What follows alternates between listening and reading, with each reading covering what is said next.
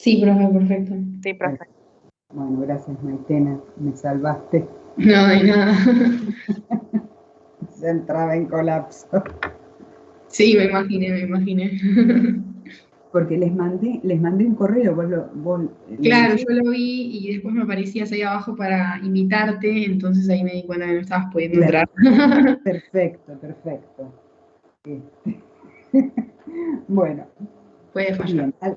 ¿Alguna pregunta sobre lo que estuvimos viendo? Igual vamos a retomar ahora.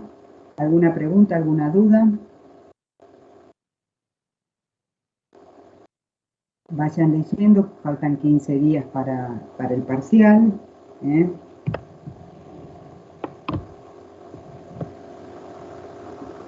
Bueno, vamos, ¿cuánta gente tenemos?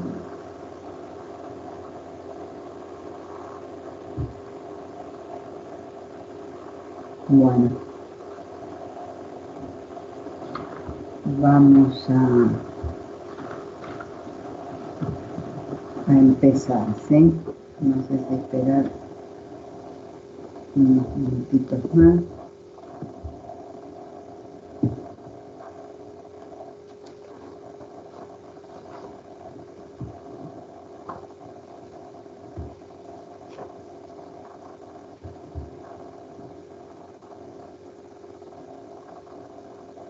Bueno,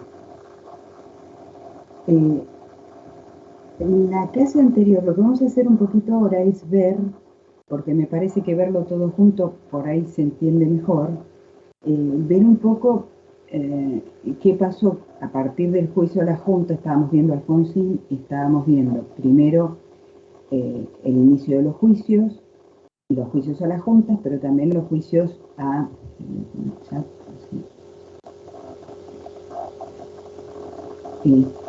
los juicios a las juntas, los juicios en cualquiera de los tribunales del país, y después que hay dos leyes que se conocen como las leyes de impunidad, que cuáles eran, ¿recuerdan?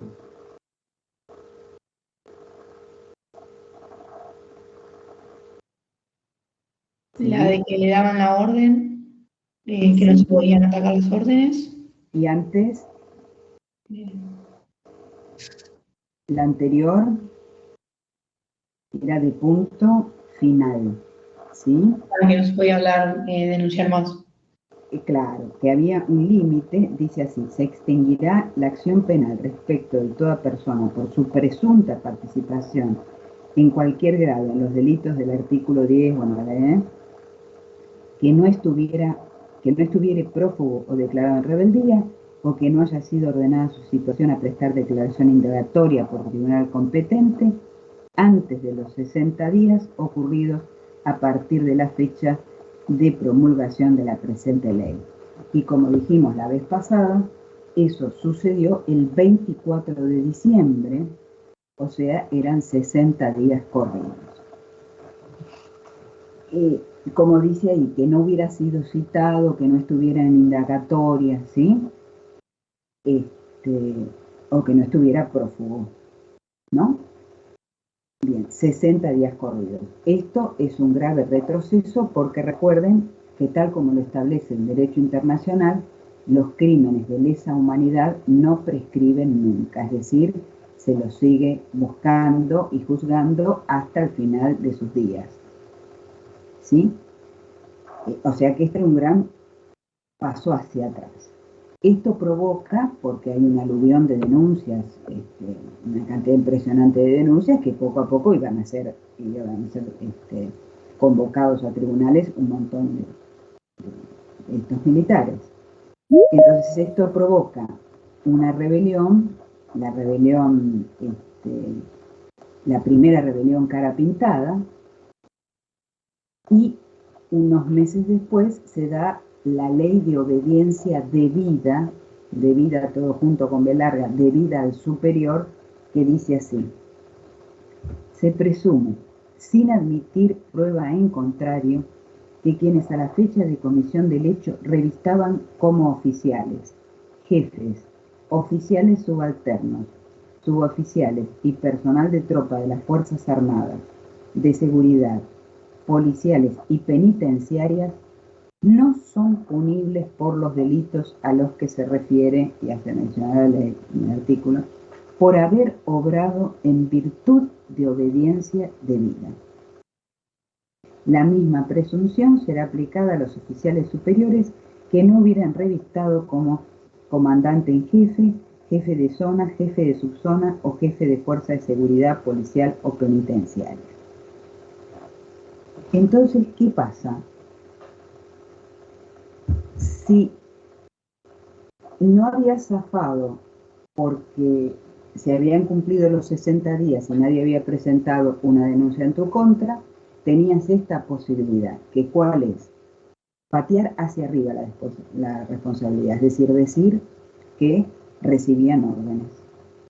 Por supuesto quedan exceptuados todos los jefes de zona. Eso no le pueden echar la culpa a nadie salvo a Dios. Es decir, todos los que están al frente, ahí ya no hay por encima, ¿no? Entonces esos seguirían con sus juicios, seguirían y cumplirían las condenas establecidas. ¿Se entiende esto? Esto es un grave retroceso con respecto a lo que se había logrado con el juzgamiento, no solo a la Junta, sino a todos los que estaban siendo denunciados, no solo de las Fuerzas Armadas, sino policiales, penitenciarios. ¿Está? Entonces es un grave, así como se avanzó mucho, primero en el juzgamiento, esto significa estas dos leyes, primero la de punto final y que se complementa con la evidencia de vida, hizo que un montón de gente que estaba presa obtuviera libertad, si estaba siendo juzgada, dejaba de ser juzgada, si estaba siendo buscada o citada, esto caía. ¿Se entiende? Bien. ¿Cómo sigue esta historia? Porque esto va más allá de Alfonsín. Después va a haber otros 3 levantamientos, el de enero del 88, el de diciembre del 88, uno Montecaseros, Villa Martelli, y después ya uno con Menem, pero son resabios, ¿no? En realidad el levantamiento más importante es el levantamiento primero de Pascua del 87, que fuerza de alguna manera la ley de obediencia debida. ¿Se entiende hasta acá? ¿Sí? Sí, profe. Bien.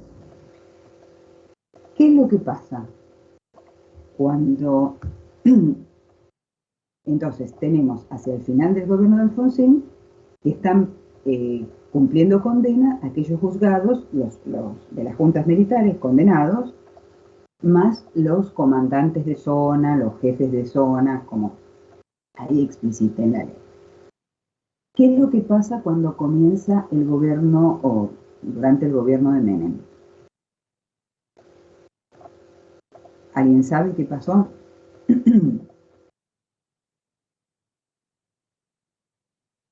¿Qué hace Menem con esta gente que estaba presa? ¿Los liberó? ¿No puede ser que los liberó? ¿Los perdona, profe? Sí. ¿Cómo? Con una ley puede ser... no Haciendo uso de recuerdo una facultad constitucional. Sí, no me acuerdo el nombre ahora. El indulto. Sí, que Menem en parte es reconocido porque él como que logra la paz entre los militares, Bueno, acepta ese pasado, los perdona y deja atrás el pasado. Bueno, eso es lo que él aduce para la pacificación nacional. No había ningún problema con la situación nacional, no había que pacificar nada. El indulto lo que hace es, creo que les había mencionado en su momento cuando les diferencié lo que es una amnistía de un indulto. Son facultades de perdonar las penas. La culpabilidad ha sido establecida por el Poder Judicial. Lo que pueden hacer los otros 2 poderes es anular las penas, los castigos de cárcel. Eso lo puede hacer por ley el Poder Legislativo, se llama amnistía y es general, a partir de tal fecha, como vimos el 25 de mayo del 73, y el Poder Ejecutivo tiene la facultad constitucional, viene del viejo derecho romano, de indultar a una persona esto es personal, debe ser fulano de tal, no documento tal, a una persona. Esto se hace, es una facultad que tienen los ejecutivos, tanto el presidente como los gobernadores de provincia, por ejemplo, y suele hacerse para fines de año o para las navidades, así fechas. A veces perdonar a por ejemplo, un preso que ha purgado 40 años preso, bueno, y entonces puede decidirse que ha cumplido, ha pagado la deuda con la sociedad y se lo libera. O, por ejemplo, un preso que está gravemente enfermo y va a morir y, bueno, por una cuestión de humanidad, permitir que muera en la casa. Pero eso es algo muy puntual y es para una persona en particular. Lo que hace Menem es hacer un indulto con largas listas, es decir, liberando a todos los que estaban presos. Por eso se decía que en realidad eso era una amnistía encubierta. Porque si bien los nombraba, porque vos en los decretos de indulto tenés que nombrar a todas las personas a las que les otorgás ese beneficio, eran listas de beneficios. Porque quedaban varios presos, no todos los que tenían que estar, pero había unos cuantos. ¿Se entiende? Entonces el indulto en realidad estaba enmascarando que se estaba liberando a todo el mundo. Y entonces, ya para el año 91, nadie queda preso. Todo el mundo vuelve a su casa y se terminó la historia ahí. Pareciera.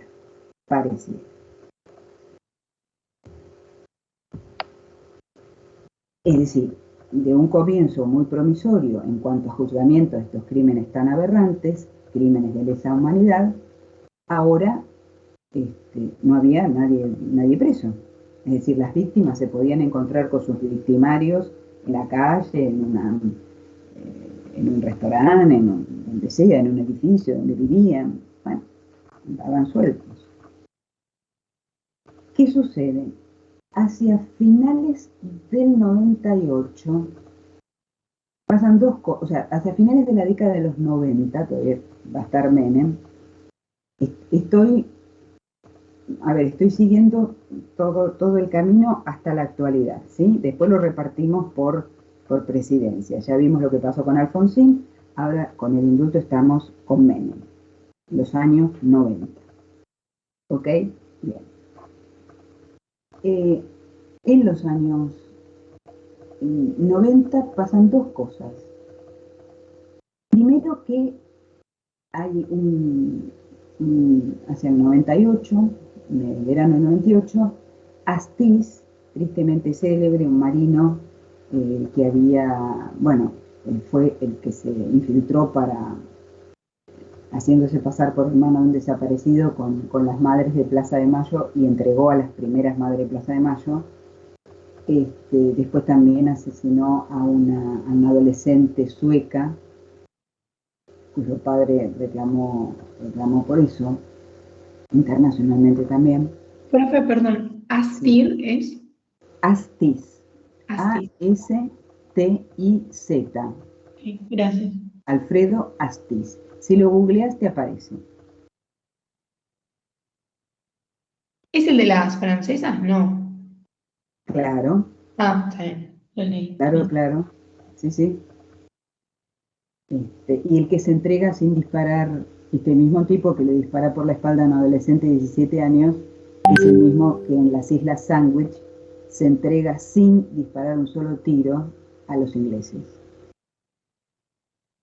Claro, Eso es muy valiente cuando tenés que enfrentarte a señoras o adolescentes, pero bueno, si es que es un enfrentamiento, ¿no? Porque matarlas como se las mató. Bueno. Sí, por atrás de encima.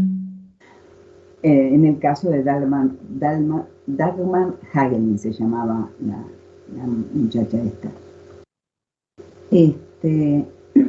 Bueno, y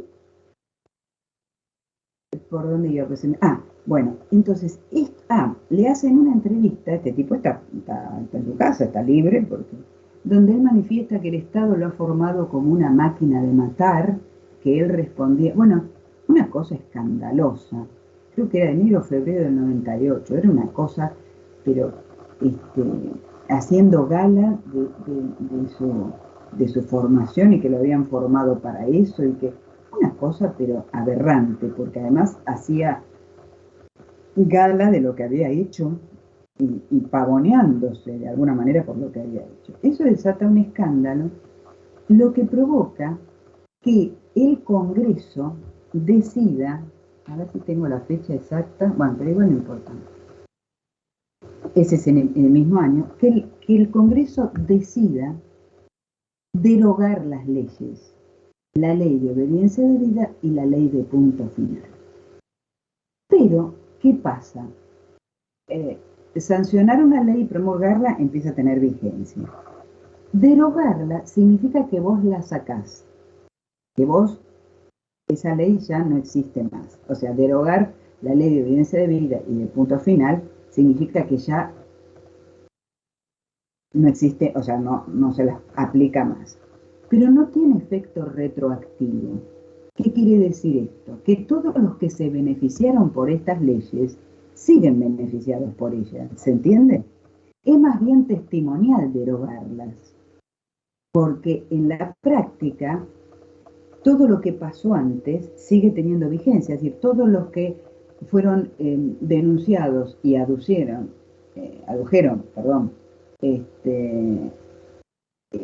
que respondían a un mando superior, se ven beneficiados por eso. ¿Está? Entonces no sirve de nada, digamos, tiene un valor testimonial haber derogado esas leyes. Sí también sucede algo, que hacia el final de la década nuevamente comienza, y principios del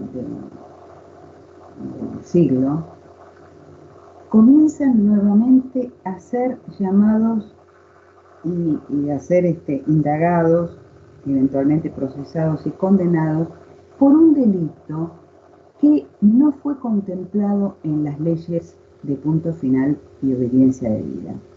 Esas leyes contemplaban todos los delitos desde secuestros, torturas, violaciones, asesinatos, desaparición de cuerpos, robo, pero dejaba fuera la apropiación ilegal de niños.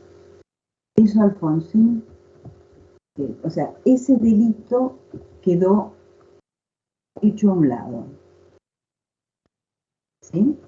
O sea, como que no se contempló dentro de esas leyes. Por lo tanto, nuevamente comienza a ser Videla llevado porque ahora se lo acusa, de los otros delitos no se lo podía acusar, pero de ese sí. ¿Comprenden? Porque el delito de apropiación ilegal de niños, ustedes saben que, bueno, lo habíamos comentado en la clase anterior. Entonces, nuevamente se va colando por ahí la justicia. En marzo del 2001, un juez declara inconstitucionales las leyes. En agosto también el Congreso. Y la Corte Suprema de Justicia las declara inconstitucionales.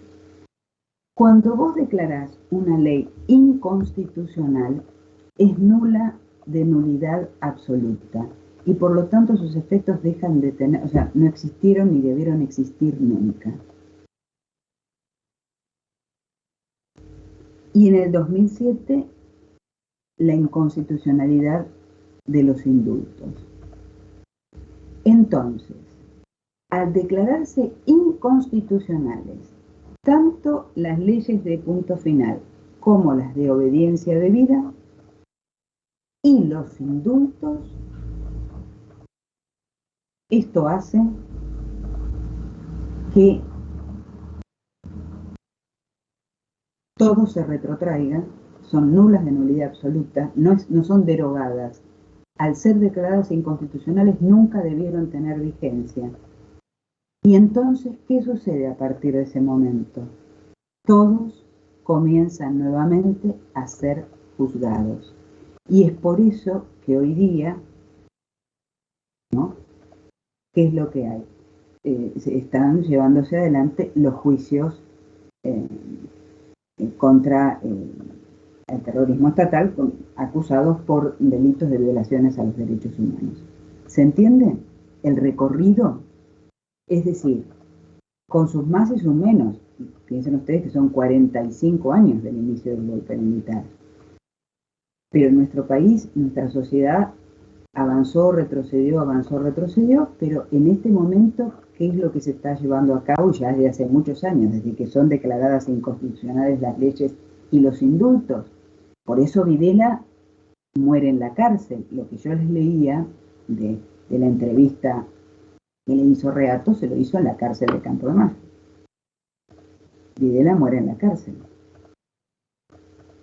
Es decir, están siendo juzgados con todas las garantías de la ley, en un juicio justo. Mucha gente es condenada, mucha es absuelta, ¿no?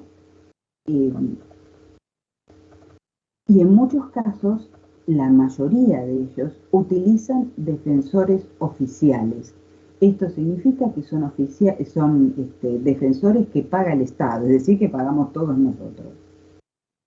Algunos tienen defensores privados, particulares, pero la mayoría utilizan defensores oficiales, que vamos a decir que se esfuerzan bastante bien en defender a quienes deben defender, que es el derecho que tienen, el derecho que no le dieron a aquellos que asesinaron y mataron, el derecho a un juicio justo. Estos son llevados en distintos lugares, pero acá en Comodoro Pi, habrán escuchado hablar, son los tribunales federales. En Comodoro Pi, también los tribunales de San Martín y otros tribunales en el resto del país, pero en Comodoro Pi se llevan a cabo los juicios de lesa humanidad. Y ahí, chicos, cualquiera puede ir, es libre para cualquier persona mayor de edad, 18 años. En este momento no, porque no se han reanudado, los juicios se siguen haciendo, pero en forma virtual. Que también se puede acceder, en todo caso después les digo cómo, se puede acceder a presenciar virtualmente. Pero se llevan a cabo en Comodoro Pi. La verdad que es algo muy, muy interesante de ver, ¿no? Y además es histórico, es algo que le pueden contar a sus hijos y a sus nietos algún día. Es decir, cuando se vuelva, ojalá, a la normalidad, cualquiera puede ir cuando son las fechas de juicio y asistir a estos juicios en Comodoro Pi. Realmente es una experiencia dura, sí, pero muy interesante. Además, se están en presencia de un tribunal, cómo se juzga, cómo actúan los jueces, cómo presenta el fiscal, cómo responden los defensores, si es que declara, las víctimas cuando declaran, si es que hay víctimas o los familiares de ellas. De todas maneras, el público está separado de los acusados, ¿no? Es decir, no hay contacto, digamos, no hay peligro. Así que bueno, esa es el derrotero que tienen los juicios de lesa humanidad hasta nuestros días. ¿Está? ¿Me quieren hacer alguna pregunta, alguna consulta?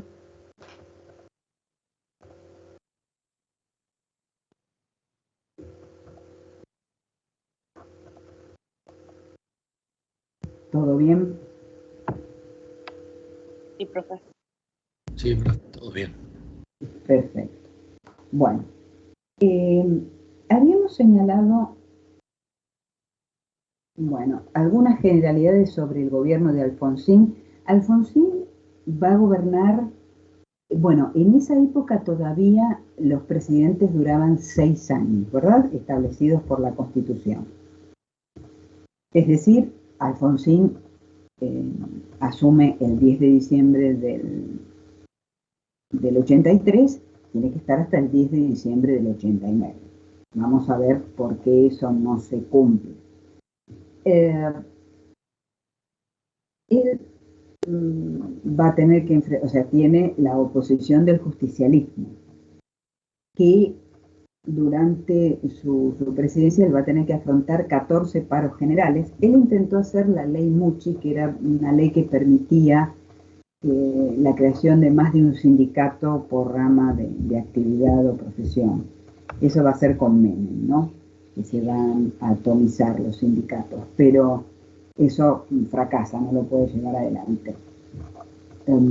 Después vuelve a lo que se denomina el no alineamiento, ¿no? Es decir, desde el punto de vista de relaciones exteriores, volvemos a la posición de no alinearse ni con los Estados Unidos ni con la Unión Soviética. Recuerden que estamos en los años 80, todavía estamos en el marco de la Guerra Fría, y por lo tanto hace dos cosas. Una que ya les dije que me habían preguntado, durante el gobierno de Alfonsín se consulta, se hace un plebiscito para consultarle a la sociedad si están de acuerdo con el resultado de la mediación papal, que le otorgaba esas islas, esos islotes a Chile. Y mayoritariamente la población lo vota, así que el Congreso lo va a aceptar. Esto por un lado. Y por el otro lado, lo que hacen, perdón, por el otro lado lo que hace es, en cuanto a Malvinas, cuando ya empiece nuevamente, porque todavía no había, al principio no hay embajadas, las embajadas se retiraron, tanto las de acá de Inglaterra como la de la Argentina allá en Gran Bretaña, y digamos el intermediario era la embajada suiza. Pero lo que va a hacer Alfonsín es, bueno, el reclamo desde el punto de vista pacífico, ¿no? El reclamo de la soberanía, pero desde, o sea, se vuelve lo que era previo a la dictadura y previo a la invasión de Malvinas. Es decir, a reclamar en los foros internacionales y respetando siempre la paz, diplomáticamente, reclamar por la devolución de las islas, reclamar la soberanía. Va a tener un problema con la iglesia, ¿por qué? ¿Alguien sabe?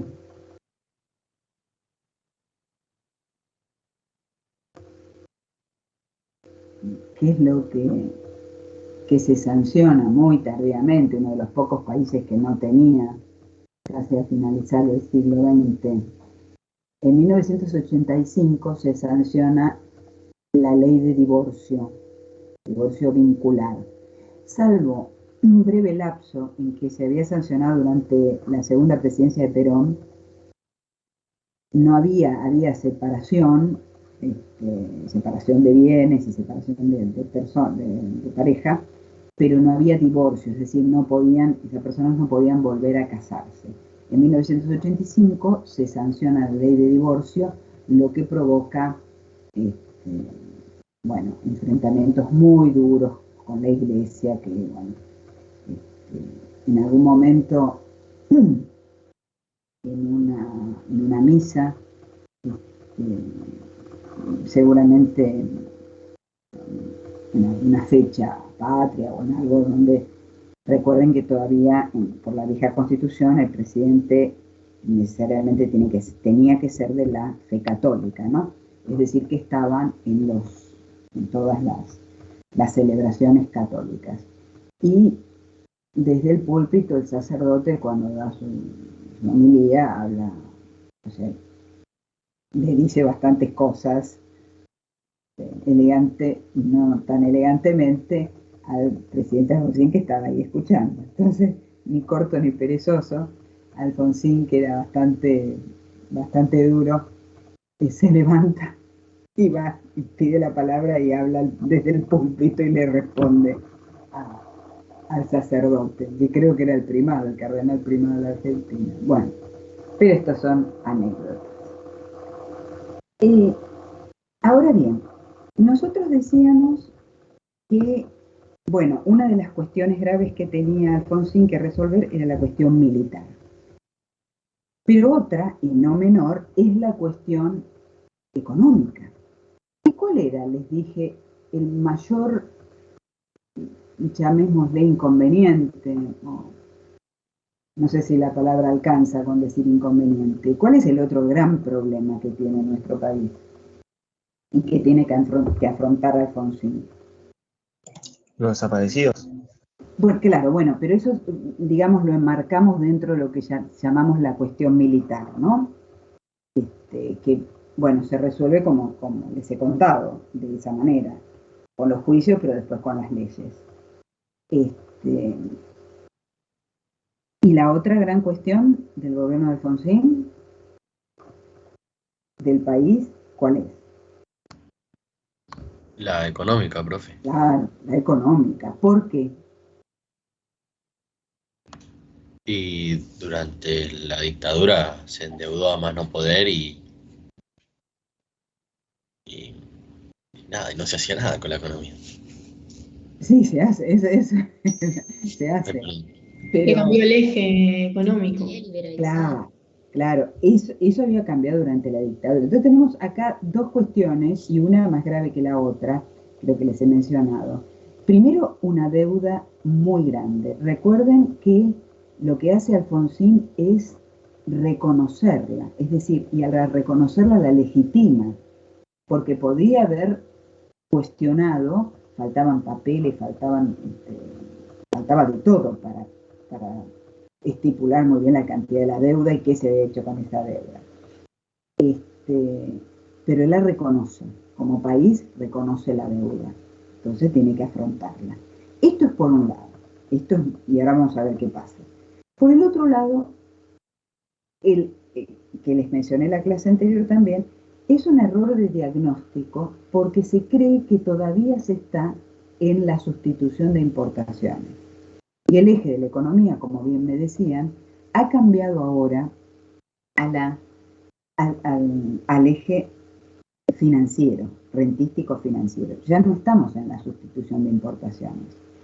¿El problema cuál es? Seguir operando como si todavía se estuviera en la sustitución de importaciones. Y además hay algo que es muy concreto.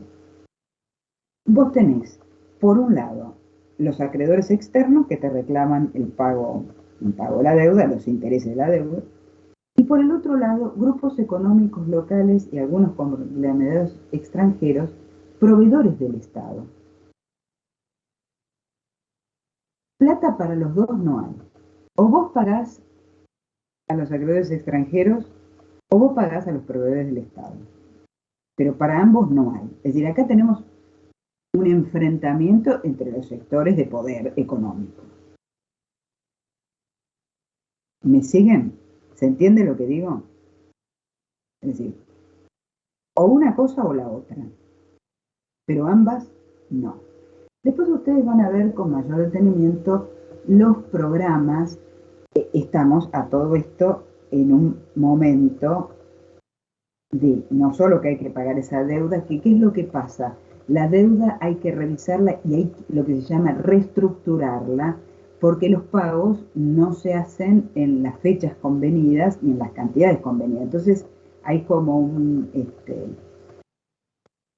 desfasaje, ¿no?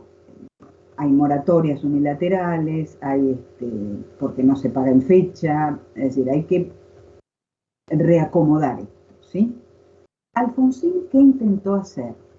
Creo que se los dije, un club de deudores, tratar de unir a los países latinoamericanos para que juntos enfrentasen los pagos de la deuda, porque en realidad este festival de bonos que se vivió en los 70, de deudas, lo tienen todos los países latinoamericanos. Depende su dimensión relativa desde el punto de vista económico. Hay países más endeudados, Brasil, por ejemplo, la Argentina, y países menos endeudados, pero todos, mal que bien, estaban endeudados. La solución, de alguna manera, era poder encarar en bloque las conversaciones sobre la refinanciación de la deuda. Pero es justamente lo que no acepta el Fondo Monetario Internacional, que aparece con nuevos bríos, con un nuevo papel, para como representante de esos acreedores externos. Es decir, que hay que conversar con el Fondo Monetario Internacional para la refinanciación de la deuda.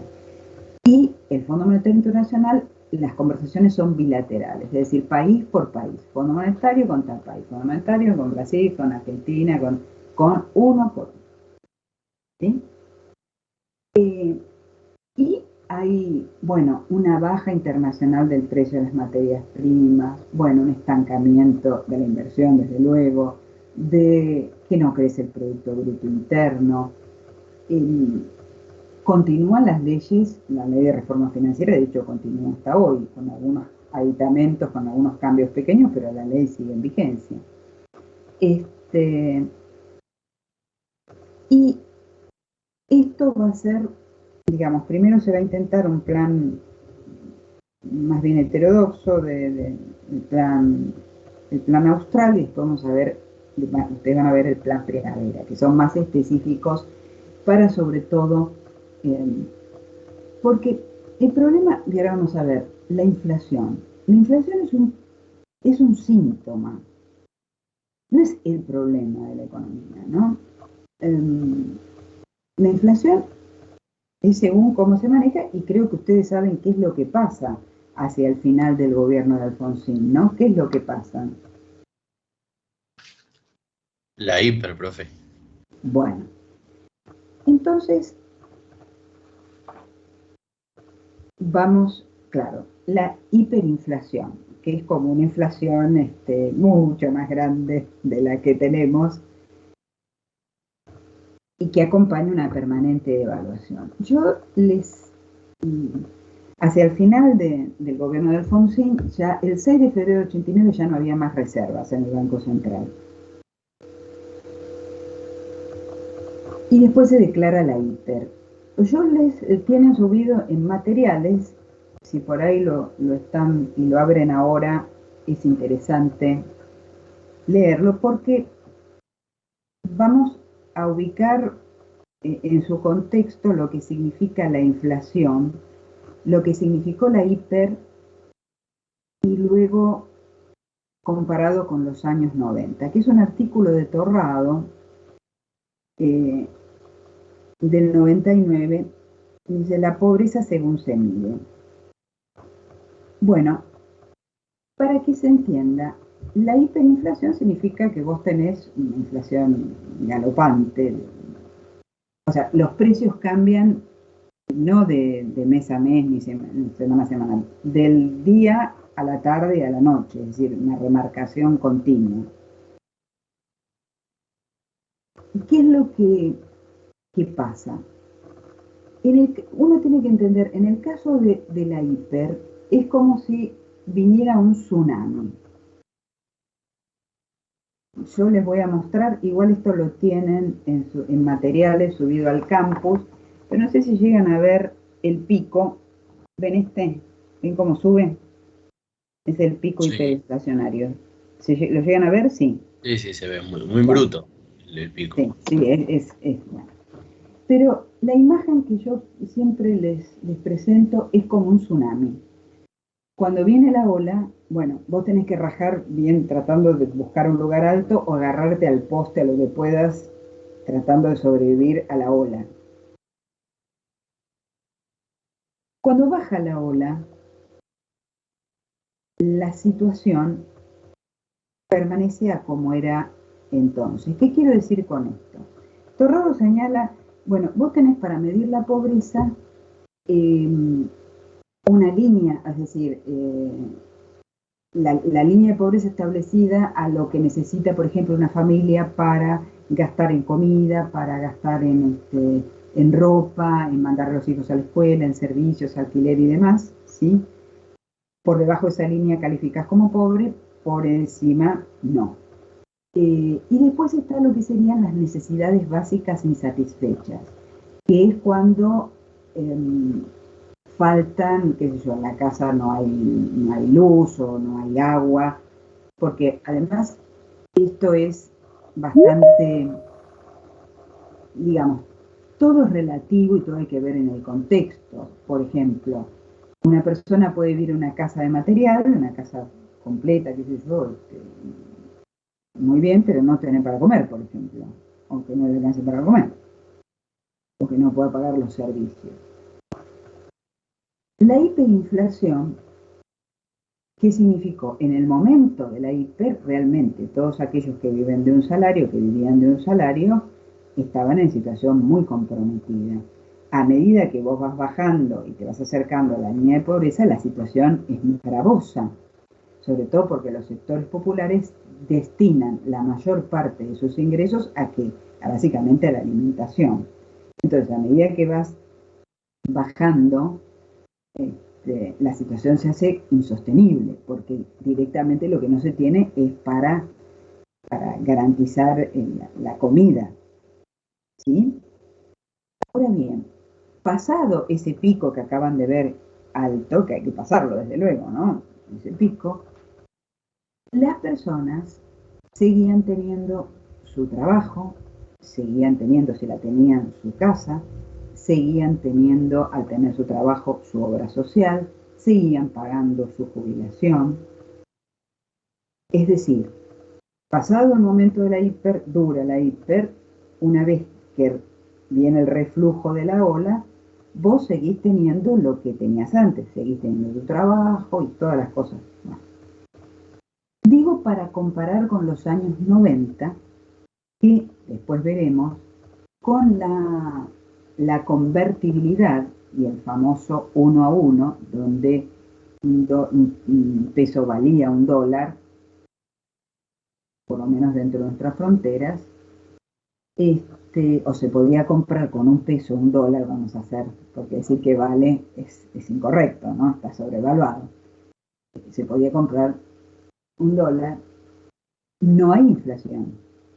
Con la convertibilidad no hay inflación. De hecho, muchos precios presentan deflación, es decir, bajan los precios. Sin embargo, ¿qué pasó? La gente perdió su trabajo, la gente perdió su obra social, la gente perdió su casa porque primero se achicó y la vendió, después vendió lo que había comprado más chico y alquiló, y después cuando ya no pudo alquilar se fue a vivir, si podía, la casa de los padres o la casa. Es decir, que sin inflación, la pobreza, que durante la hiper era coyuntural, Torrado dice, yo como investigadora del CONICET calificaba como pobre porque mis ingresos no alcanzaban la línea de pobreza. O sea, en el momento de la hiper, la pobreza coyuntural, por eso coyuntural porque es en el momento, una vez que desaparece o que baja, no es más. Mientras que en una época sin inflación, la pobreza se vuelve estructural. ¿Se entiende lo que digo?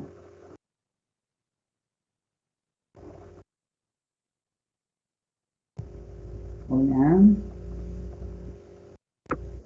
¿Cuál sería el concepto de pobreza estructural, profe? Más o menos. Que viene para quedarse.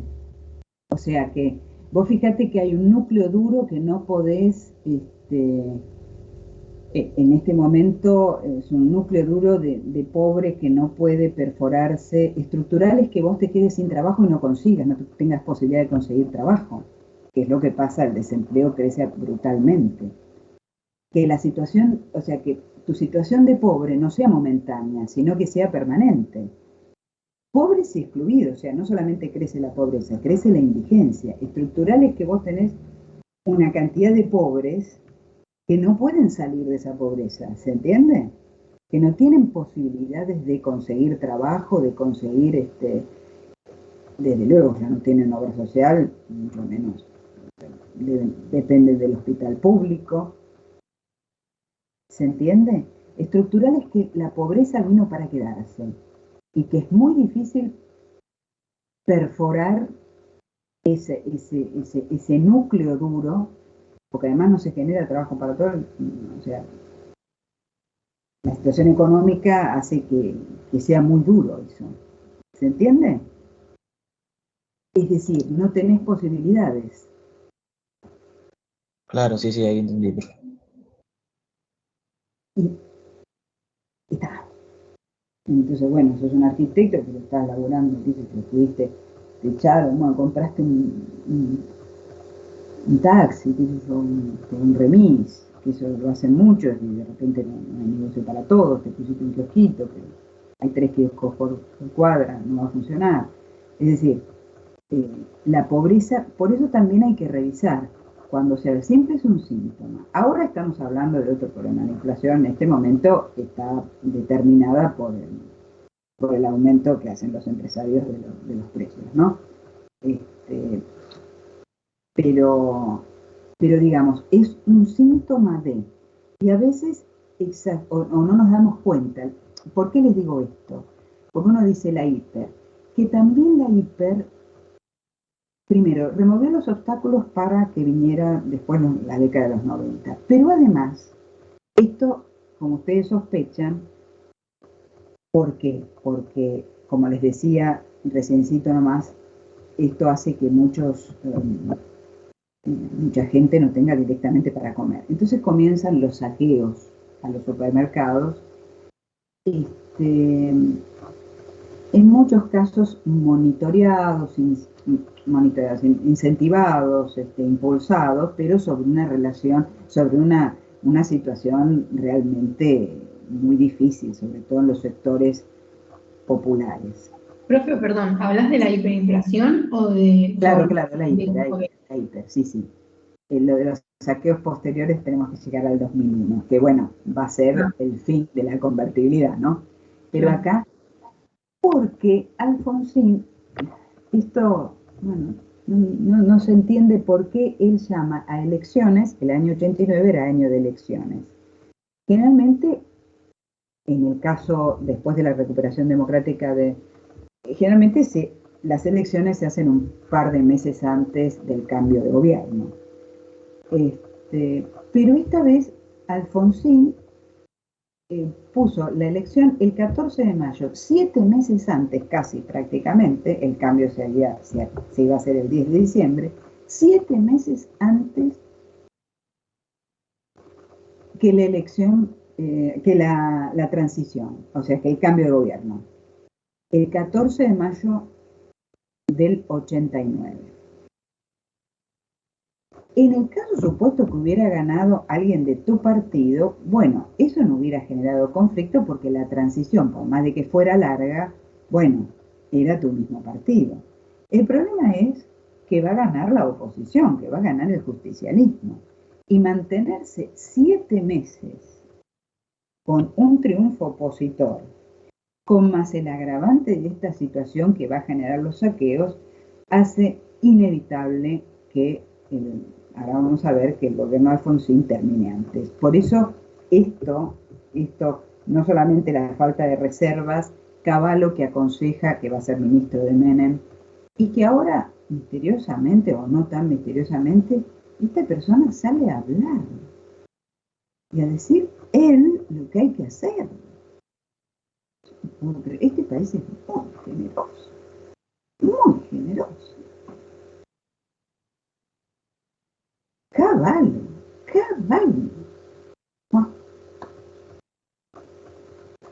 En fin,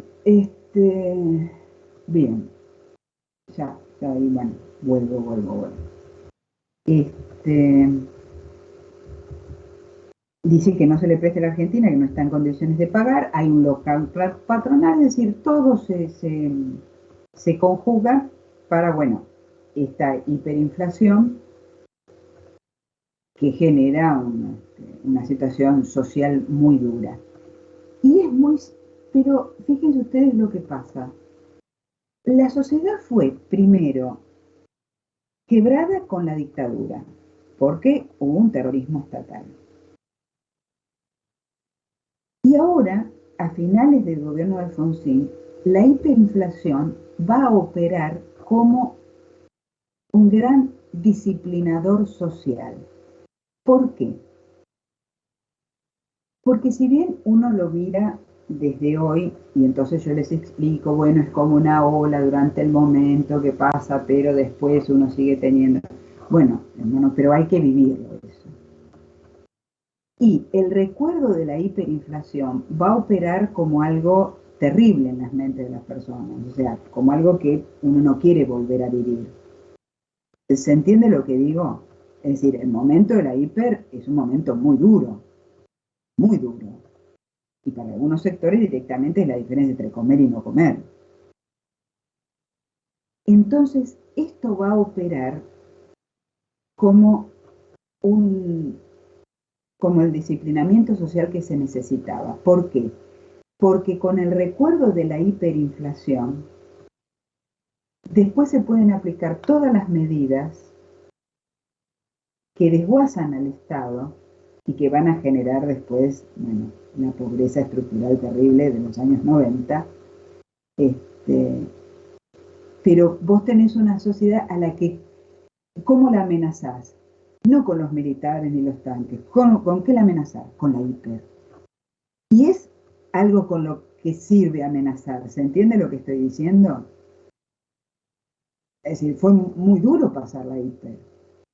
Entonces, ¿qué pasa? Cuando se vengan todas las reformas, la gente, el pueblo, la sociedad, lo va a aceptar.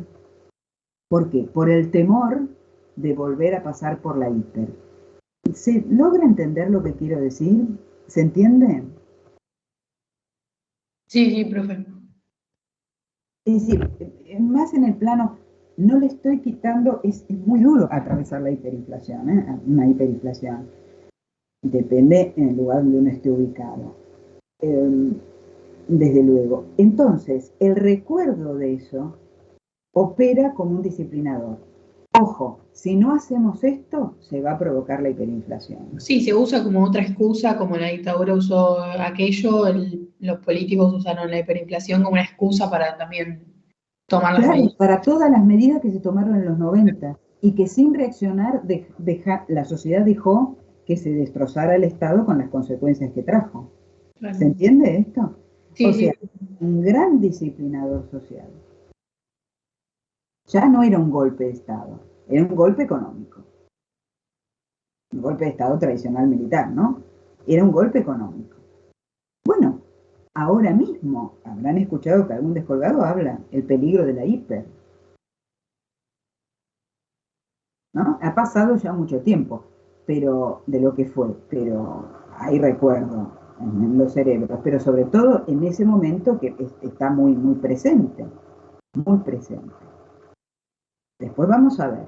Es muy interesante, hagan esta lectura, la pobreza según se mide, y diferencien lo que es la pobreza coyuntural, es decir, la pobreza momentánea, la pobreza de un tiempo bien concreto, cuando la pobreza se vuelve estructural porque falta empleo, porque se degradan todos los servicios, porque la gente al perder el empleo, no solamente pierde el empleo, pierde su obra social, pierde su casa, pierde un montón de cosas, ¿sí? Que después no puede recuperar.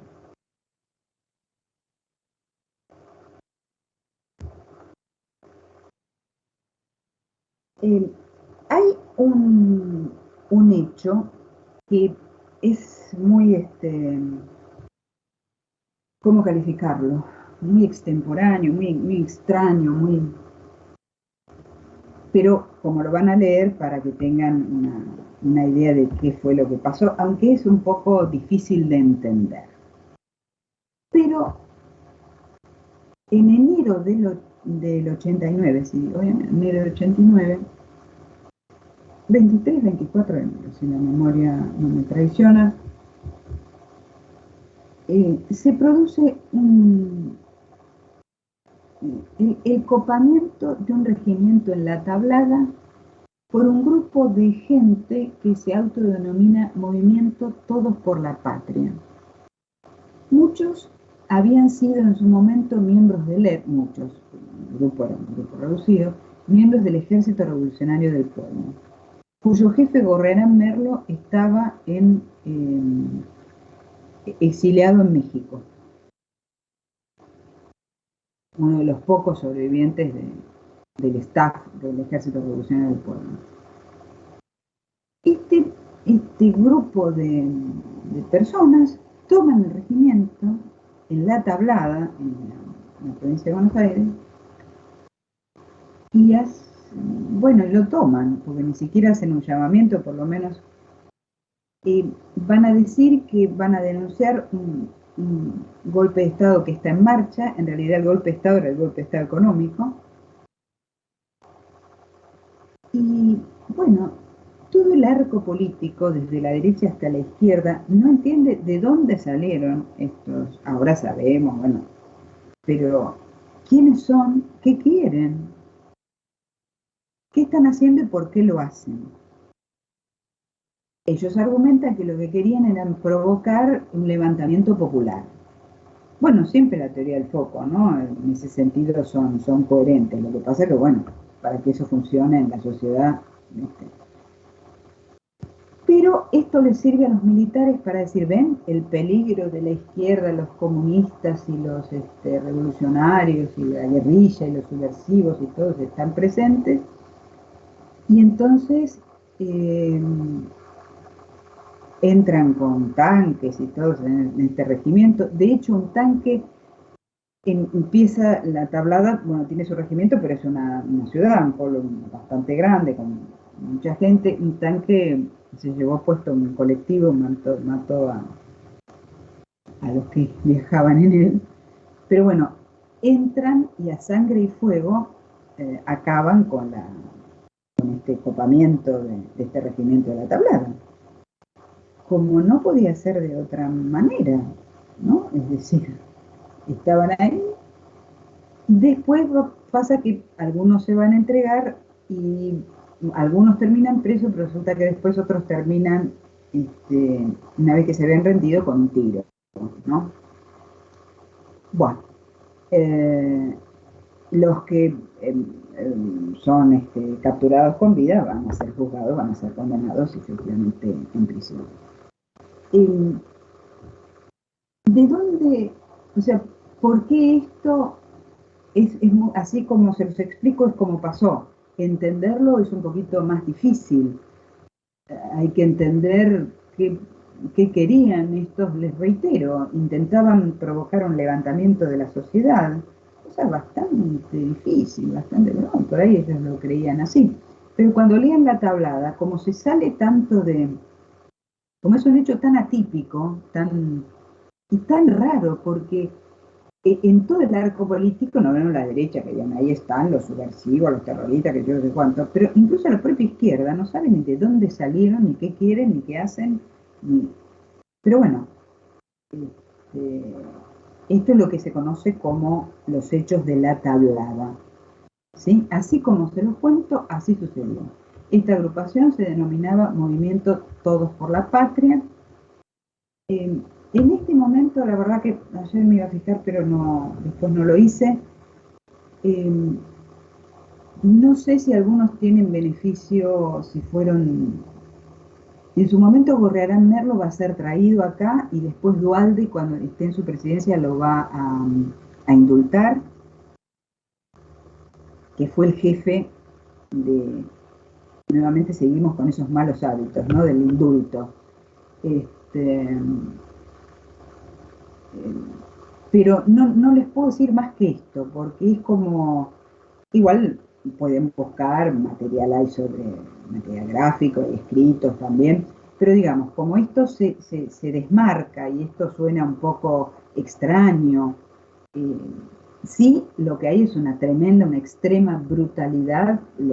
Se ven los tanques entrando al regimiento, qué sé yo, tirando con las ametralladoras o con el tanque que tiene, el cañón que tiene el tanque, cuando simplemente los tenés que rodear, tirar gases y esperar que se rindan, ¿no? Es decir, no era necesario montar toda esa parafernalia de ataque y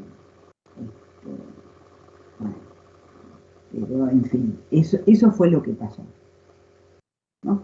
No sé en este momento si queda alguno preso por eso, creo que sí. Pero bueno, eso habría que confirmarlo, eso no se los puedo decir con exactitud. Pero es lo que se conoce como la tablada. ¿Sí? Digo porque cuando lean, esto les va a sonar como algo muy extraño, muy que no se entiende. Bueno, no se entiende. Reitero, nuevamente es la teoría del foco, ¿no? La teoría de impulsar un movimiento o la reacción popular contra el... Difícil, difícil. ¿No? Pero es lo que pasó. En enero, ¿no? Ya después en febrero tenemos la falta de reservas, ya después se está preparando la hiper. Y entonces, bueno, ahora, bien, ustedes hay un texto que no está en materiales, tienen que tratar de conseguirlo, voy a ver si se los puedo subir, si no es de Guillermo O'Donnell, el que tienen del Estado burocrático autoritario, otro concepto que es el de democracia delegativa. Democracia delegativa está en contrapuntos. En la fotocopiadora lo había, si alguno lo tiene lo puede socializar. Voy a ver si puedo sacar algunas fotos y tratar de subirlas a materiales. Pero lo pueden buscar, lo que es el concepto de democracia delegativa de Guillermo O'Donnell. En realidad, ¿hasta acá venimos bien?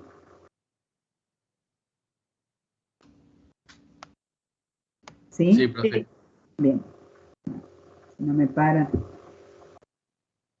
En realidad, prefiero darlo acá porque se ve mejor a partir de Menem, a pesar de que es un concepto que en realidad comenzaría con Alfonsín, pero se ve mejor a partir de Menem. ¿Pero qué es este concepto de democracia delegativa? Guillermo O'Donnell, politicólogo muy importante, bueno, el concepto de burocrático autoritario y también democracia delegativa. Bueno, él se dedicó a analizar el retorno a las democracias en nuestros países después de las dictaduras.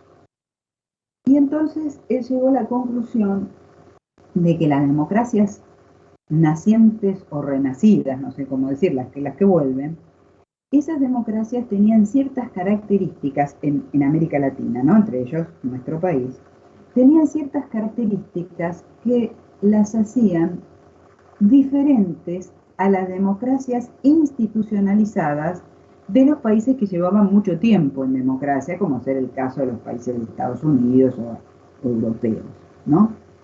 Es decir, y él pensó un modelo de democracia transicional, dice, bueno, esta es una democracia de transición, porque se sale de una dictadura, hasta que se afiance, y en realidad pareciera que ese tipo de democracia de transición en realidad vino para quedarse. Y no se hizo la transición a nada, se quedó. ¿Y cómo es esto? Desde luego que ustedes me dirán, bueno, profesora, pero si es una democracia representativa, nosotros los ciudadanos delegamos la representación. Indudablemente, estamos delegando, no es una democracia directa. Nosotros no vamos al Congreso, elegimos a nuestros representantes, delegamos, ¿no?, en nuestros representantes y son nuestros representantes los que gobiernan. El punto es que las democracias delegativas tienen algunas características que las hacen peculiares y las hacen débiles con respecto a lo que podemos considerar democracias institucionalizadas, donde las instituciones son fuertes y las instituciones funcionan. Mal o bien, pero funcionan, ¿no? Y funcionan desde hace mucho tiempo. En el caso de nuestras democracias, ¿qué implica este concepto de democracia delegativa? Bueno, en el hecho de que una vez que se delega la representación, sobre todo el Poder Ejecutivo. El Poder Ejecutivo va a tener una mayor importancia, podemos decir, en el sentido que, por ejemplo, una vez que se tiene el voto, se vota y esta persona, por ejemplo, ganó la presidencia, se considera habilitada para hacer lo que quiere o lo que considera que tiene que hacer sin tener que explicar por qué o sea, ¿me han votado? Bueno, entonces durante el tiempo que dure el mandato, yo hago lo que considero que hay que hacer. Cuando en todas las democracias uno tiene que dar explicación, tiene que rendir cuentas de los actos públicos. No son secretos y uno tiene que estar, ¿sí? No se sienten obligados a cumplir con las promesas de campaña. No sé si les suena. Es decir, la democracia legislativa, el candidato promete una cosa, después cuando llega al gobierno hace otra o no hace lo que dijo que iba a hacer, y como Pancho por su casa. Ningún problema. Se puentean a los legislativos y dándole un poder mayor a los ejecutivos, nosotros lo llamamos decretos de necesidad y urgencia. En otros países latinoamericanos reciben otro nombre, pero son lo mismo. Es decir, la función de legislar es del Congreso. El Poder Ejecutivo no legisla, ¿no? Pero sí tiene el poder de hacer decretos que tienen fuerza de ley, ¿sí?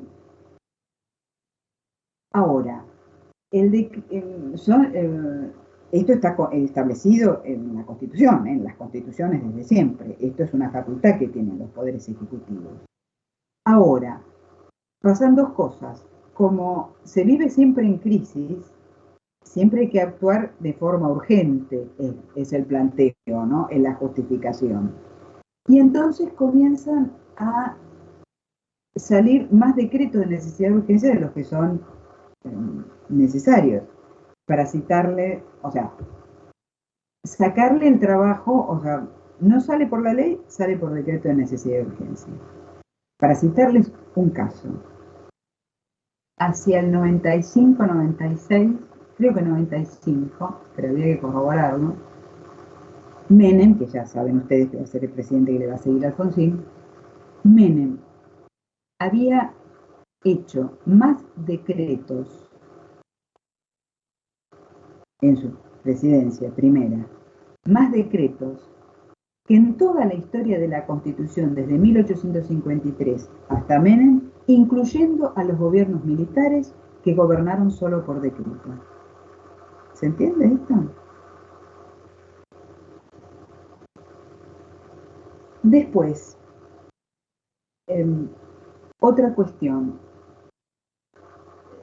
tratando bueno, de ver si se pueden modificar las constituciones para las reelecciones, pero después la implementación, que lo van implementando todos los países latinoamericanos, ustedes ven casi todos lo tienen, son muy pocos los que no, que es la segunda vuelta o balotaje. ¿Por qué la segunda vuelta o balotaje se implementan en estas democracias delegativas? Porque a medida que transcurren los periodos en democracia, la situación de las sociedades no mejoran ostensiblemente. Así como Alfonsín decía, con democracia se come, se cura, se educa, bueno, los pueblos más temprano que tarde descubren que no siempre se come, se cura y se educa con democracia. Entonces, esto se expresa de alguna manera en las elecciones. Y se expresa en las elecciones no solamente con falta de interés, sino también con muy fraccionado. Es decir, hay muchos candidatos que reciben pocos votos, o sea, se quedan con poco porcentaje, hay muchos y poco porcentaje de votos. Está muy desperdigado la votación. Está muy desperdigada. Los porcentajes son... Entonces, de repente, vos te encontrás con que, bueno, un candidato que puede ser presidente tiene, cito el caso de Kirchner, 22% de votos, genuino, que es una cantidad muy... O sea, que está revelando de alguna manera la falta de apoyo de la ciudadanía. Entonces, y el descontento con el sistema de la ciudadanía. Entonces, cuando vos haces el balotaje, la segunda vuelta, entre el primero y el segundo, no importa la cantidad que vos haya sacado en la votación genuina. El punto es que como después vos vas a la segunda vuelta y tenés esos dos para elegir y los tenés que votar, se te infla el voto como si vos hubieras sacado realmente una cantidad que en realidad no es tal. Es la forzada por esa elección entre dos candidatos. ¿Se entiende lo que estoy diciendo?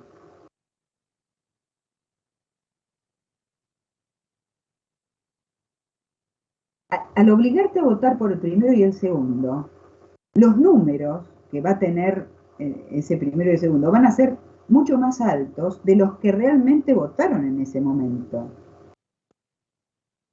¿Sí?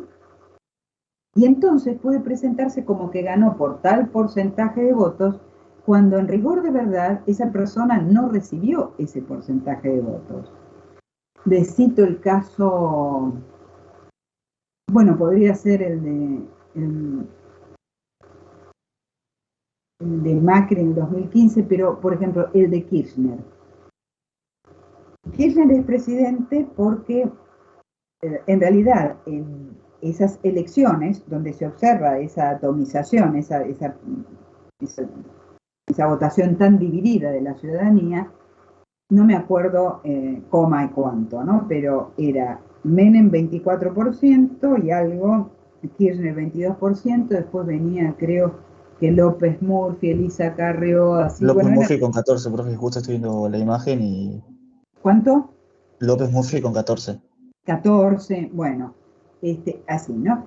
Entonces, Kirchner, votos genuinos, consiguió 22 y algo. ¿Por qué se baja Menem? ¿Por qué Menem dice no me voy a presentar a la segunda vuelta y se baja de la elección? Porque si iba a esa segunda vuelta, ¿con cuánto hubiera ganado Kirchner? Con el 70%, es decir, todo el mundo hubiera votado, todo el mundo, una gran cantidad, no hay que olvidar que Menem consiguió un 24%, pero más de eso no iba a conseguir. Entonces, Kirchner iba a recibir un montón de votos, ¿se entiende? Que en realidad Profe, disculpe. Entonces Menem sacó el 24% porque la votación estaba dividida. porque salió primero, ¿eh? Sí, sí, pero usted está diciendo que después no iba a sacar nada. No iba a aumentar ese rango de votos. La segunda vuelta se había planteado, después se va. La segunda vuelta, en quienes estaba muy dividida. Vos dijimos 24 y algo, Menem, 22, Kirchner. 14 es el que sigue López Murphy. ¿Tenés ahí quién sigue más? Elisa Carrió. Elisa Carrió, que ¿cuánto tiene? ¿A 12 o algo así? 13, si no me equivoco, sí, entre 13. 12, por ahí. Bueno, ves que los porcentajes son muy reducidos, todos son muy bajitos, cada vez va bajando más, ¿no? Entonces, en esas condiciones, ¿quiénes iban a la segunda vuelta? Menem y Kirchner. ¿Ok? Sí, ¿Menem hubiera recibido más que esos 24%? y para mí sí. Bueno, ponele, ¿cuánto? ¿25? ¿Cuánto pensás que hubiera obtenido Kirchner? ¿Por qué se baja Menem? No, la verdad que yo esto lo estoy hablando sin saber, pero matemáticamente, por lógica, ¿no? Si con la votación dividida uno saca 24 y es el que más saca, que sería Menem, en segunda vuelta tendría que sacar mucho más. No. Si eso hubiera sido así, Menem no se hubiera bajado. Se baja porque sabe que recibe una paliza. Claro, claro. Encima también está el factor de López Murphy, que los votantes Pero de López vos, Murphy pero vos irían no a te Menem. confundas, no te confundas porque tu razonamiento es lógico. Vos decís, si Menem y López Murphy son lo mismo, entonces los votos de López Murphy tienen que ir a Menem. No, pero Menem estaba totalmente desacreditado después de la década de los 90. No. El razonamiento que creo que es el que vos haces está correcto. Igual, ¿Qué diferencia hay entre López Murphy y Menem? Ninguna. igual Pero 24% es mucho para bueno, alguien es que es mucho, muy claro, es criticado. mucho, sí, Para alguien porque con la imagen de Menem es mucho 24%. sí, igual no le alcanzó, pero es mucho 20. Ponele que un 10, quizás un poquito menos, pero otorguémosle generosamente un 10, que se beneficiaban con sus políticas mientras jodían al 90%. Pero el otro 14% es incomprensible. Pero ponele 24, no hubiera conseguido más que eso. Pero el que sí hubiera subido muchísimo era Kirchner. De hecho, yo ni sabía quién era Kirchner y lo hubiera votado en la segunda vuelta, porque hubiera votado al Pato Donald en la segunda vuelta. Es decir, cualquier cosa menos Menem. Como pasa ahora, profe, que es cualquier cosa menos o cualquier cosa menos el otro, y como que siempre estamos o no. Eh, Por lo que escucho yo que dice la gente, ¿no? Pues yo en las últimas, o sea, en la última voté, pero en la anterior no. Pero, Puede ser un poco, si uno lo ve desde el punto de vista de las políticas que se aplican, sí, yo lo veo más claro sí, el enfrentamiento, pero ahí más que, pero vos fíjate que ahí me dicen la grieta y lo que me dicen, pero ojo, piensa en lo siguiente, acá no solamente se trata es Menem y las políticas de los 90, porque vuelvo a reiterar, si fuera por eso, la gente de López Murphy tendría que haberlo votado, sumarle López Murphy a Menem, si son las mismas políticas. El punto acá es que estaba muy desacreditado el propio Menem por todo lo que había pasado en la década de los 90. claro, no es por las políticas, sino por el nombre, digamos, de él, Claro, por su claro, figura. yo creo, ¿no? Acá estamos interpretando. Los hechos son los hechos, eso no los podemos modificar. Y que realmente eso hubiera pasado, si no, ¿por qué se bajó Menem? Si hubiera tenido la menor posibilidad de ganar esa segunda vuelta, se presentaba. Se baja para no darle a Kirchner la posibilidad de ganar por un porcentaje mucho mayor. Lo duplicaba caminando Kirchner. Ese 22% era un 50 y pico, 60, pero sin lugar a dudas. Por eso se baja Menem. Pero ahí era muy brutal.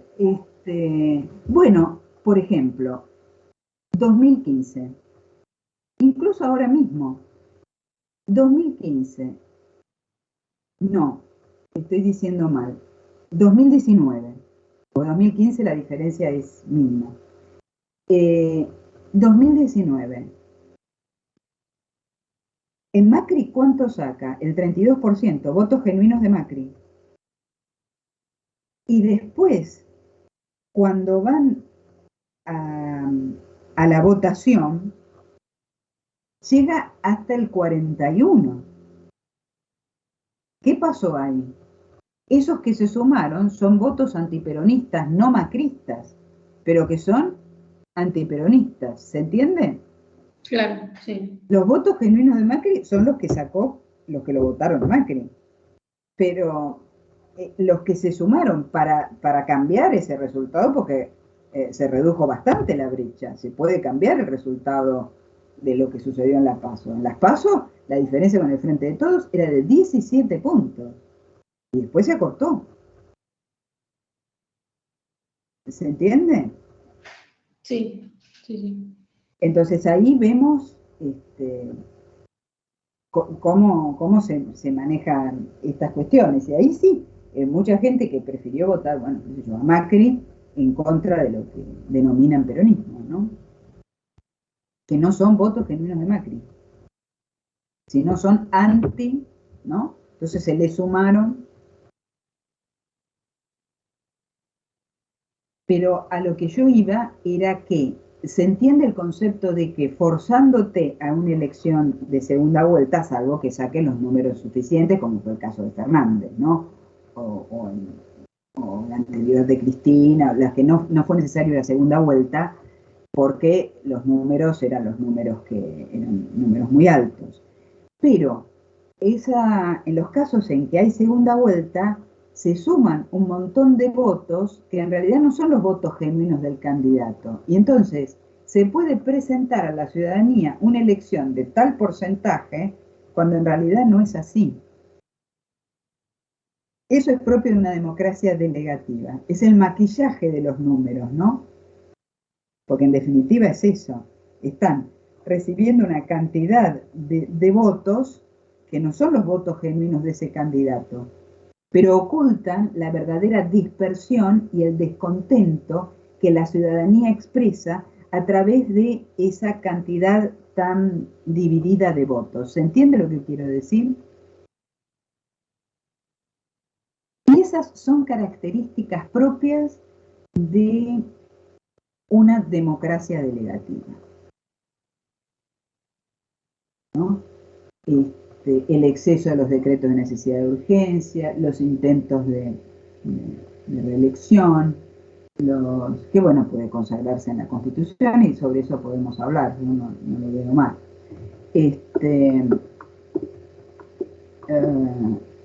Esto de la segunda vuelta, todas estas son cuestiones, o sea, son características de las democracias delegativas, que parecían que eran democracias, decía Guillermo O'Donnell, transicionales, o sea, democracias con ciertas debilidades que se corregirían con el paso del tiempo.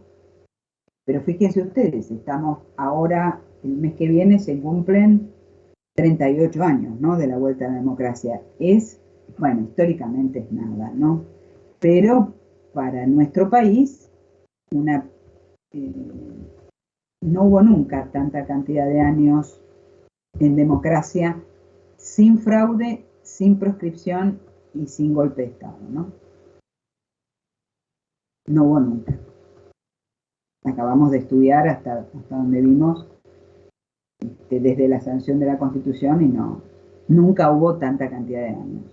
Claro, si vos comparás con otras democracias que llevan muchísimos años, no es nada, pero para nosotros es eso. Lo que pasa es que esas debilidades propias parece que han venido para quedarse, ¿no? ¿Se entiende lo que digo? Y ese concepto se ve muy claramente a partir de Menem, por ejemplo. Aunque ya lo podríamos caracterizar con Alfonsín, pero a partir de Menem, sobre todo, se ve mucho mejor, digamos, más claramente. Entonces, vayamos al punto y veamos a la democracia delegativa en acción. Y ahora, digamos, volvamos a Alfonsín. Elecciones, 14 de mayo. Alfonsín no se puede presentar. Y entonces se presenta como candidato del radicalismo, de la Unión Cívica Radical, el gobernador de Córdoba, Eduardo Angelós, que después va a ser juzgado por corrupción, después va a ser senador, bueno, en fin. Angelós. Y por el otro lado, hay por primera vez el peronismo va a realizar internas para definir el candidato, cosa que no había sucedido antes. Por primera vez van a ir a internas. Y entonces se va a votar entre Cafiero, que no me acuerdo el nombre, me sale, el que fue jefe de gabinete y que ahora es canciller, es el nieto de este Cafiero, Antonio Cafiero. Antonio Cafiero, que fue el miembro más joven del gabinete del primer peronismo, ¿no?, y que ahora se presentaba como precandidato por el justicialismo. Y el otro es el gobernador de La Rioja, llamado Menem. Y, claro, esa precandidatura la va a ganar Menem. ¿Y alguien sabe cuáles son, qué es lo que promete Menem, qué es lo que dice, en qué basa su campaña?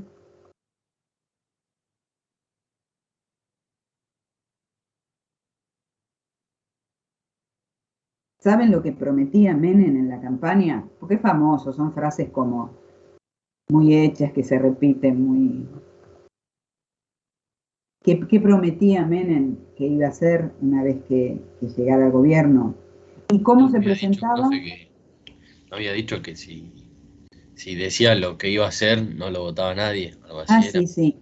Para la primera, para la segunda ya todo el mundo sabía lo que hizo y ganó igual. Pero bueno, él no dijo lo que iba a hacer, pero sí dijo lo que no iba a hacer. ¿Y qué dijo? ¿Qué era lo que no iba a hacer? ¿Qué prometió? prometió el salariazo y la revolución productiva. Salariazo y revolución productiva. Recuperar las Malvinas a sangre y fuego. Literal, discurso. Y la imagen de Menem, lo pueden ver, en esa época, en la época de campaña, era de un Menem con pelo largo, las patillas por acá, el poncho, una especie de Horacio Quiroga, de Facundo Quiroga redivivo, ¿no? Ahí estaba, ¿no? Hablando de Perón y Eva y bueno, toda. Y eso también, cuando asuma la presidencia, va a revolear el poncho, se recorta las patillas, el pelo, se viste de Versace, pero bueno.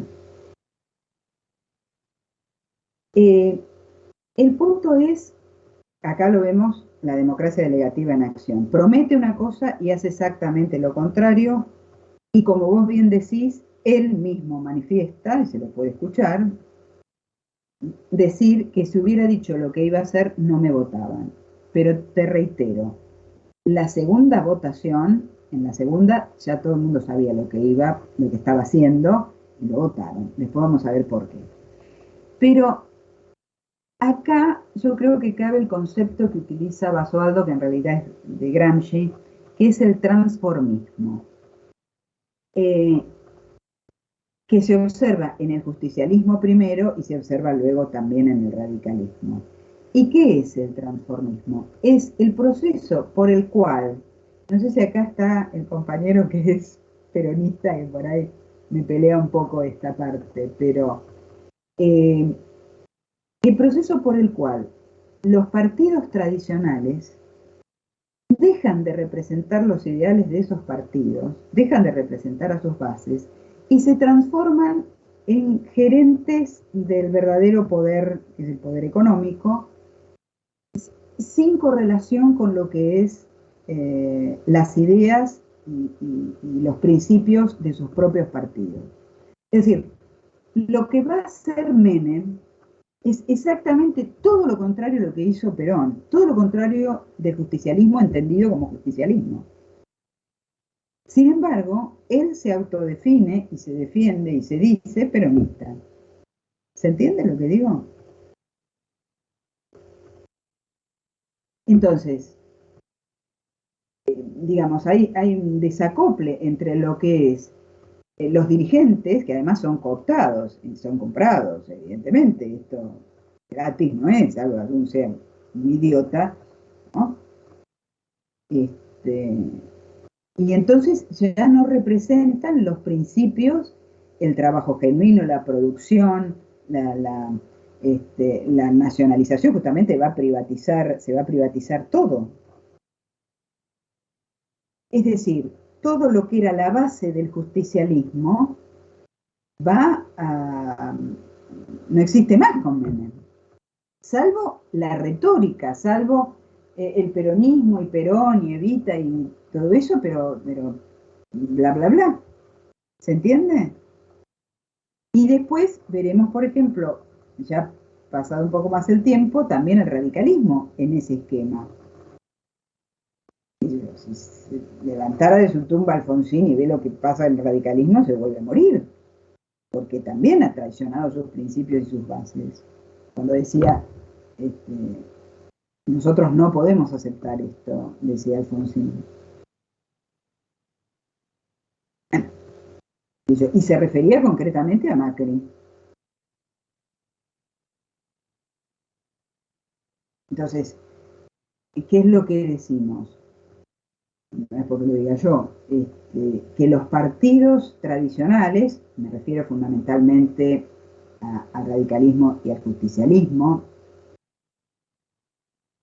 han dejado, o sea, sus ideas básicas, sus principios tradicionales, sus características comunes, o sea, son una cáscara vacía.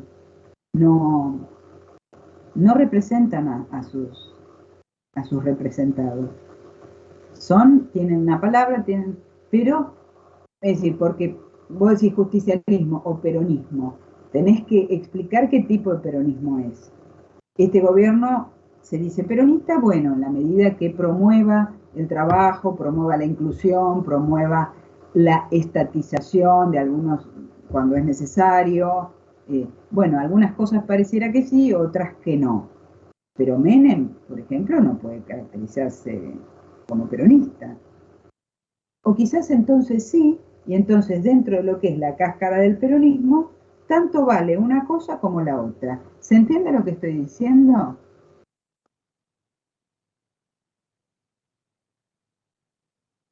Sí, profe. Me lo pueden discutir si quieren, ¿eh? Lo que yo digo es, si vos decís soy peronista, yo te tengo que preguntar, ¿peronista de qué? ¿Peronista y qué? Dame un poquito más de...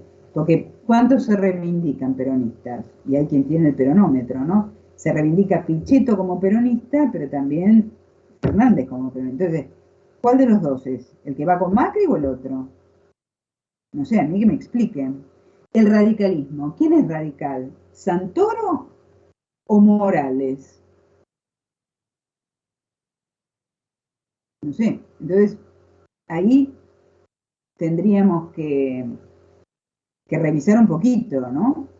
Pero bueno, ese es un proceso que se da también cuando los partidos tradicionales pierden su identidad, pierden sus principios, o por lo menos, entonces, ¿qué tenés? La fachada y dentro tenés para todo, tenés para todo. ¿Se entiende lo que queremos decir? Y pienso que el primer gran hito o mojón es el caso de Menem, es el caso de Menem,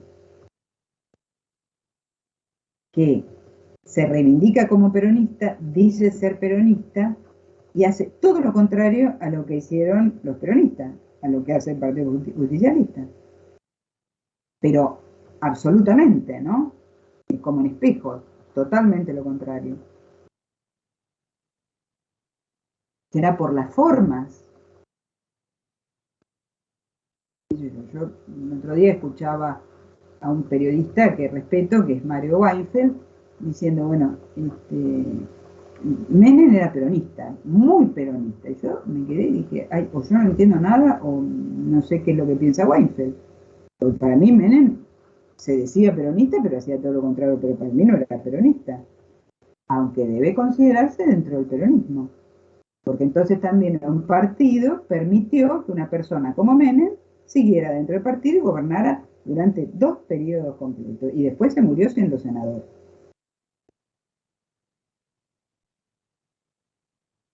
Bueno, en fin, así son las cosas. Lo cierto es que Menem, vamos con esto y después, bueno, por ahí empezamos rápido hoy, no sé si son muchas cosas todas juntas. Lo siguiente, con ese discurso Menem, en realidad no es solamente que gana Menem, pierde el radicalismo. Se venía de la hiperinflación, el radicalismo, de todas maneras saca un número importante de votos. Más del 40%, aunque los después se fijan, creo que en el texto tienen las cantidades, los guarismos de las elecciones en todas las oportunidades. Pero gana Menem, ¿no? Y ahí, ¿qué pasa? La situación se hace bastante insostenible y entonces Menem no quería asumir antes de tiempo. Lo que pasa es que la situación estaba en una crisis muy profunda, que se ahondaba con el proceso hiperinflacionario, con los saqueos, qué sé yo, y había que esperar hasta diciembre. Entonces se llega a un acuerdo.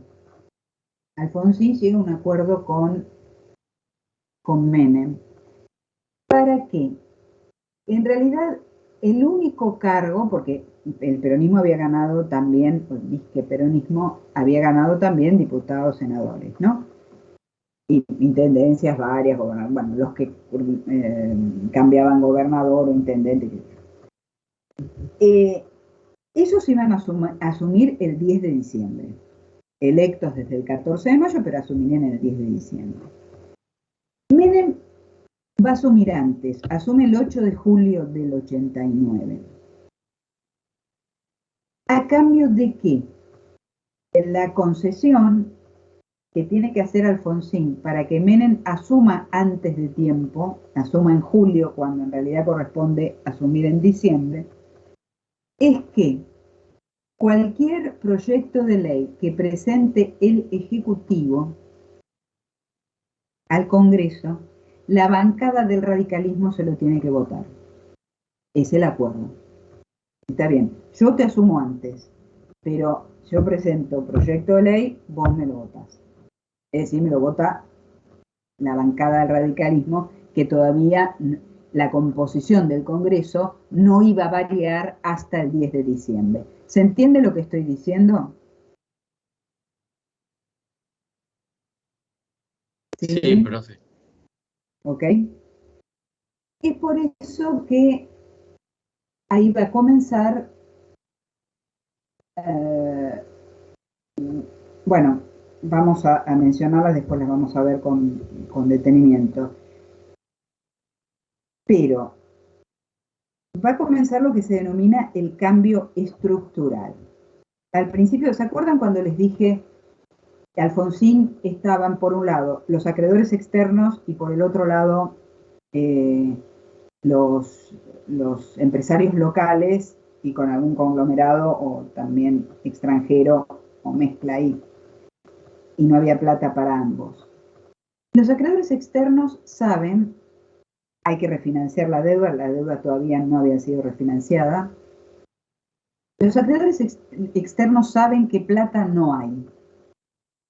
Y entonces, ¿cómo hacen para cobrar esa deuda? ¿Cómo la van a cobrar?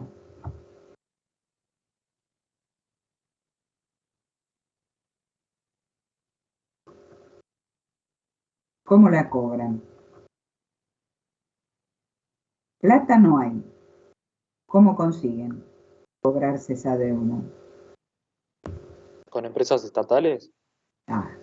Con los activos estatales, quedándose con los activos estatales.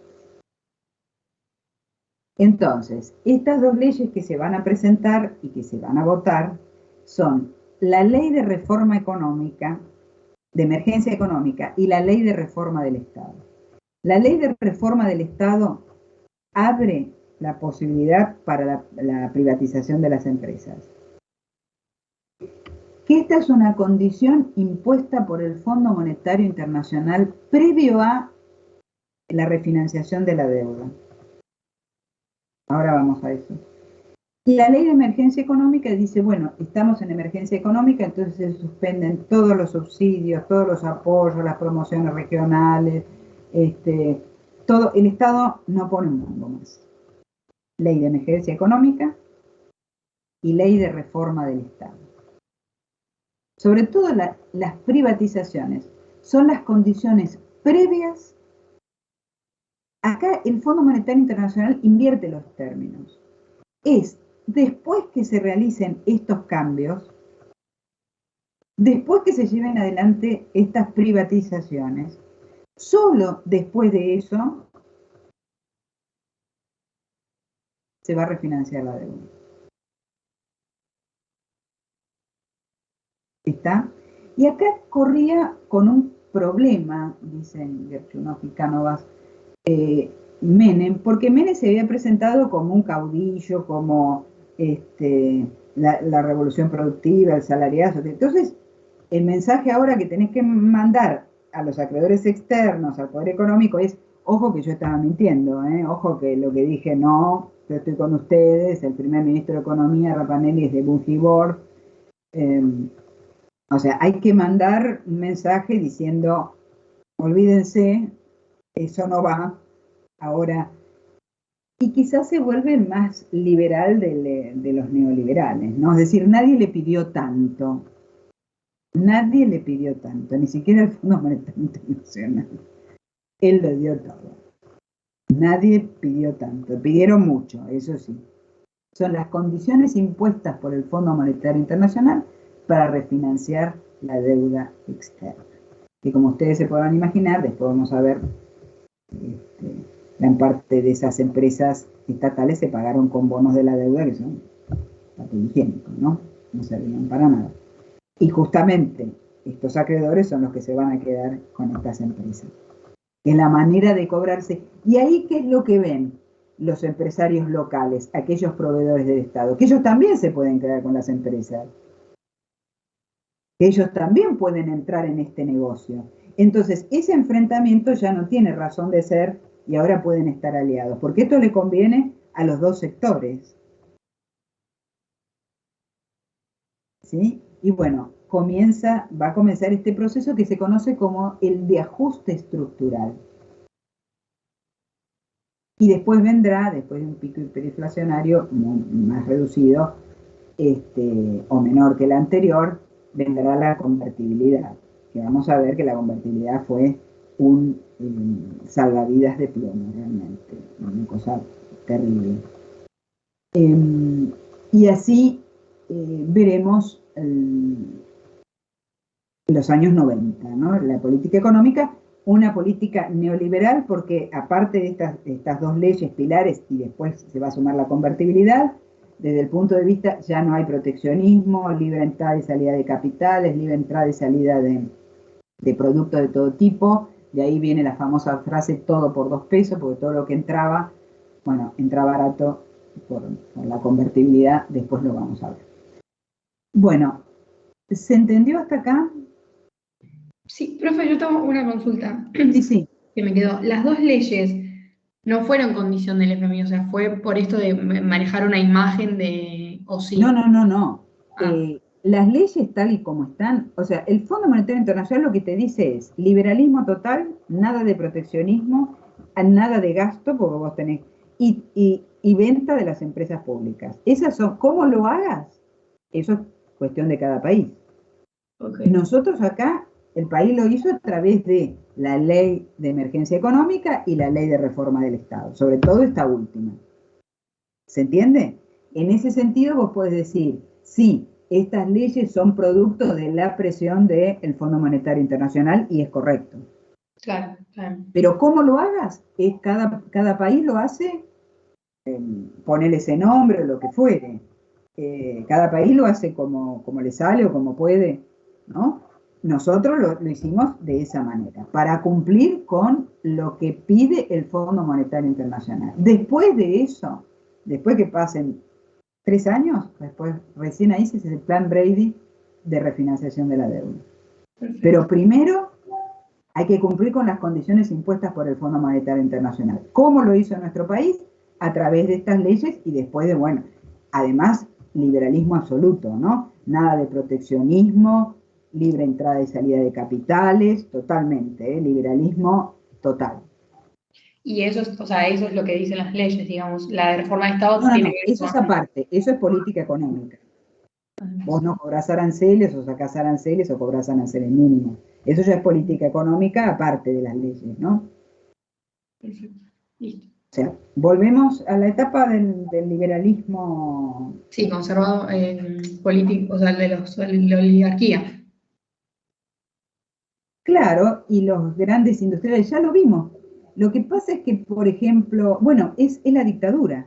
Lo que pasa es que es la dictadura llevada un paso más. Porque ¿qué es lo que hace Menem que no hizo la dictadura? Privatizar. Que Martínez de Oz, el propio ministro de Videla, va a decir, yo quise hacer las privatizaciones y a mí no me dejaron. Es más, esto les iba a decir, cuando en tiempos de Alfonsín se intenta llevar adelante algunas privatizaciones, por ejemplo, parte del paquete accionario de Aerolíneas Argentinas, el justicialismo se negó de plano, y hay un famoso discurso donde el hermano de Menem, Eduardo Menem, que era diputado o senador, no recuerdo, en el Congreso dice, el justicialismo jamás permitirá que se ponga bandera de remate a los bienes de nuestro país. Le duró un par de años, no sé cuántos más, ¿no? No mucho más. Y bueno, está la famosa frase de Dromi, era, todo lo que deba permanecer en el Estado será privatizado, una cosa así, ¿viste? Esos fallidos con todo lo que tenga que permanecer en el Estado, o sea, que no me acuerdo cómo decía, pero no lo vamos a dejar en el Estado. Un poco de gracia a la desgracia. Sí, sí, pero es algo increíble, porque es la misma política, ¿no? Que eso también es una imposición del Fondo Monetario Internacional. Claro. No al proteccionismo, libre entrada de productos, libre entrada y salida de capitales. Sí, sí, sí, sí. Entonces, cuando vos cumplimentás eso, que es la política económica más estas leyes, sobre todo la de reforma del Estado, que abre la puerta a las privatizaciones, después vamos a ver porque hay formas y formas de hacer las privatizaciones. Vamos a ver después cómo se hicieron acá. Pero, bueno, ¿no? Hay de gustos para todo, ¿no? Bueno, no gustos, hay formas y formas más que gustos, ¿no? Esas son condiciones, es lo que se conoce como el ajuste estructural. Y cada país, en la medida que cumpla con estas condiciones impuestas por el Fondo Monetario Internacional, refinanciarán su deuda. Y se conoce, el primer plan es el plan Baker, que no va a funcionar, después se conoce como el plan Brady, con Y al final, Brady. Y es el ajuste estructural que acá se llevó a cabo en los años 90. Y son un escalón más. Es la política neoliberal de la dictadura, pero llevada a su máxima expresión con las privatizaciones. Perfecto. Va, perfecto, no, pero entendí. Gracias. Sí, claro. Perfecto. Serán por los que llevaron la guita, ¿no? Que sí, fue un negocio, o sea, eso le sumás. La convertibilidad sí es una cuestión de acá, ¿eh? Esa no es una imposición. Pues vamos a ver. La convertibilidad es de acá. Pero estas leyes son las impuestas por el Fondo Monetario. No concretamente, no es que te vuelva a reiterar. Cada país lo hace como quiere, como puede. Acá lo hicimos así. ¿Para cumplir con qué? Con las exigencias del Fondo Monetario Internacional. Entonces ahí, ¿qué hace Menem? Revolea, es decir, guarda todas sus promesas electorales y no se siente obligado a cumplir por ello. A cumplir con ello, a cumplirlas. Claro. Típico de una democracia delegativa. Bueno, vamos a parar acá. No sé si hay más preguntas o más dudas o alguna consulta. Yo una consulta, pero más que nada es en lo que vamos a ver la clase que viene. Vamos a ver lo que sería todo el gobierno de 2001 en adelante, profe. No, tenemos que ver a Menem. Claro. Ustedes ahora con Pablo van a completar las políticas económicas, plan austral, plan primavera, y van a empezar algo de convertibilidad, y después hay que ver el menemismo.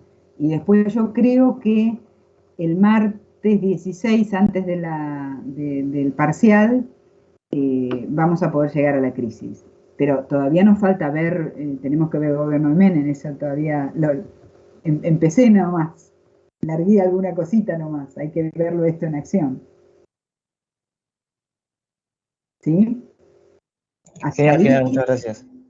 Hasta ahí llegamos seguros, ¿sí? Y después voy a intentar llegar a la crisis del 2001, ¿sí? Y capaz que hacer un paneo así. Bueno, después vemos. Bueno, ¿alguna otra consulta más?